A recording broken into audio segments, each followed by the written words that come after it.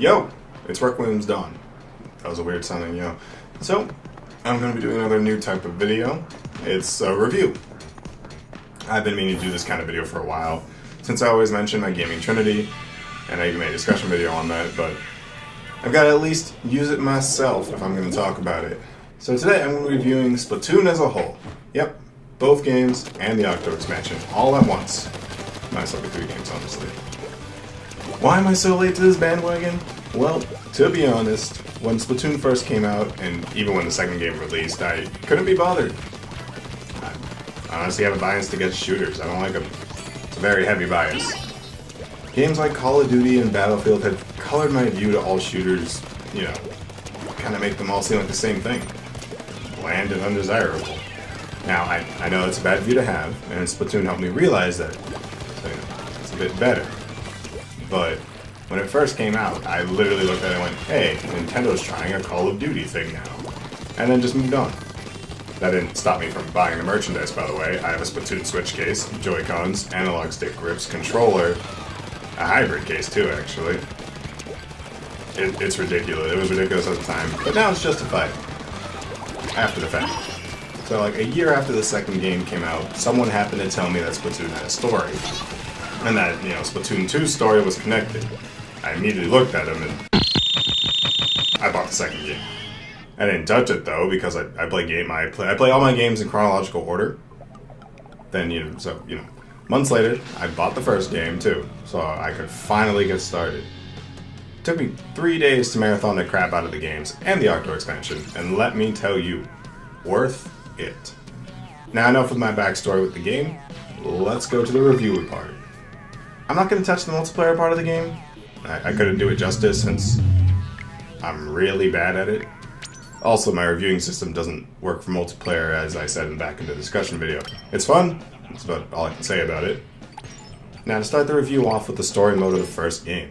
So you basically just walk around minding your own business, and then you see this old man sitting over on a sewer grate staring at you like, "Get the fuck over here, you little shit." So you do, and boom, now you're Agent 3. Agents 1 or 2 are revealed to be Callie and Marie later on. So basically, the Great Zapfish has been stolen by the Octarians, an ancient enemy of the Inklings, and that's about as far as story goes on the surface. Though you can find sunken scrolls in every level that reveal lore about the war between the Inklings and the Octolings, as well as some ancient human race that went extinct. And the story's simple on the surface, and not too much more with the lore, but it's engaging enough to be worth the full points. The gameplay is like a standard shooter in its outer shell, but with an added mechanic where you have to watch your ink, which is ammo. Then you can also swim in the ink for, maneuvering. And it's used for some puzzles and challenges and go around collecting little zapfish in each level. It's solid and fits together well. Nothing's really too difficult in this game, and even the final boss. But it's a kid's game, so I guess I can let that slide. Funny enough, the final boss actually has special dialogue when you rematch him, which is a small detail that I thought was cute. The game looks great with its cartoony art style, and the ink is usually pretty attractive colors. The music is kind of odd, but it was entertaining to listen to, and the sound design is generally solid. First game of the series was a good step forward.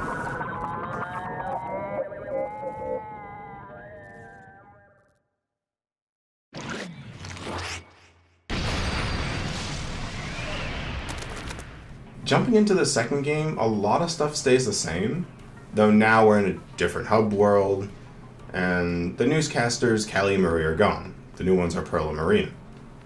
So to start the story off, the Great Zapfish is gone. Again.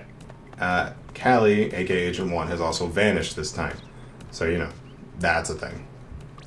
Now, to start the single-player journey, you just walk around and see Agent 2, aka Marie, staring at you from a sewer grate like, "Get the fuck over here, you little shit."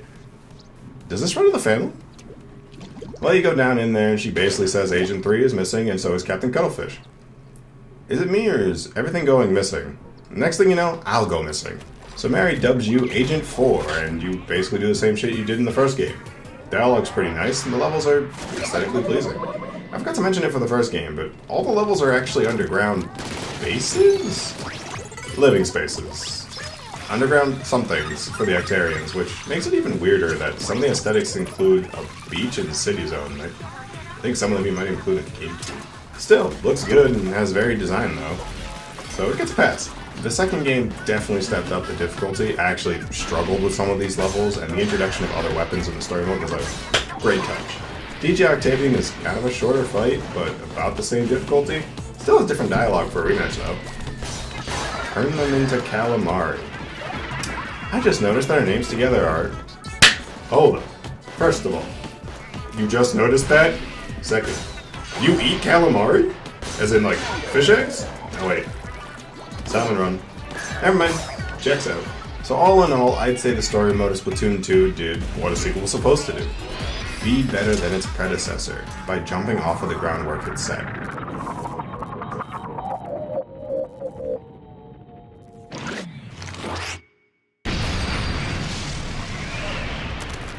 Now for the last part of this review. The Splatoon 2 Octo expansion is probably my favorite story aspect of the series. It brought some really cool elements to the table.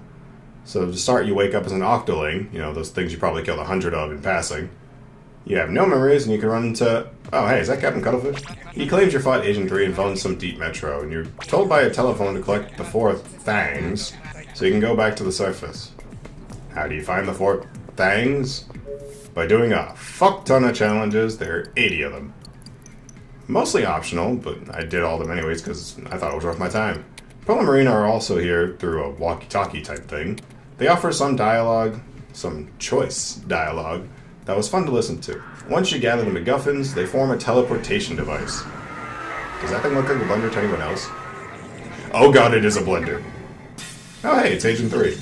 And she's out cold. Well, after that near-death experience, you climbed the tower to escape the metro, only to find near the top that Agent 3 woke up and got ahead of you. And is also mind-controlled. Woo boy! So after knocking her unconscious, again, you face off against... the phone? I mean, it's a phone controlling the Statue of Liberty, armed with a giant world-ending cannon, but he's still a foe. He was actually created by a human scientist, you know, those extinct creatures that we don't talk about very much. So you ink the ever-living shit out of this thing, and then Pearl voice blasts the crap out of it.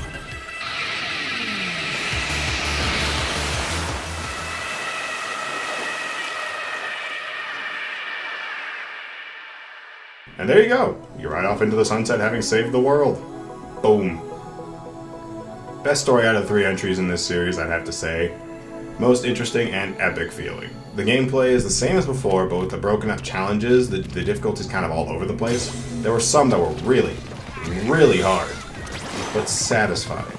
After you do them all, you will unlock a secret mission to fight against Agent 3. Again, also not mind control this time.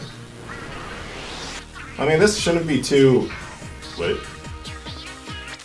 Yeah, it turns out this is the hardest fight in the game. It's ridiculous how fast she can kill you. Fun fact, I was going to do a video on me failing miserably on this fight, but then I kind of won by accident and got the golden toothpick that you probably saw earlier in the video. Yeah, that's all you get, by the way, a toothpick hairpin. Well, I've gone on long enough. I think it's about time to give an actual review of this series. Separately, I'd probably give Splatoon 1 a solid 8, 2 a 9, and the same thing for Octo Expansion. As a whole, I'd probably throw the entire series at the 9 out of 10 rating. This is honestly a series I'd say most people should just pick up and play. It's not for everyone, of course, but it's fun, and I'd say I got my money's worth just from playing the single player. So, what do you think of my first review video? It's a little on the long side since it covers essentially 3 games. I'm counting the Octo Expansion as its own game because it's the same length, if not longer than the story modes of the other 2. If you guys enjoyed, consider throwing down a like and a subscribe if you haven't. I'll see you a lot with another video hopefully soon. Later.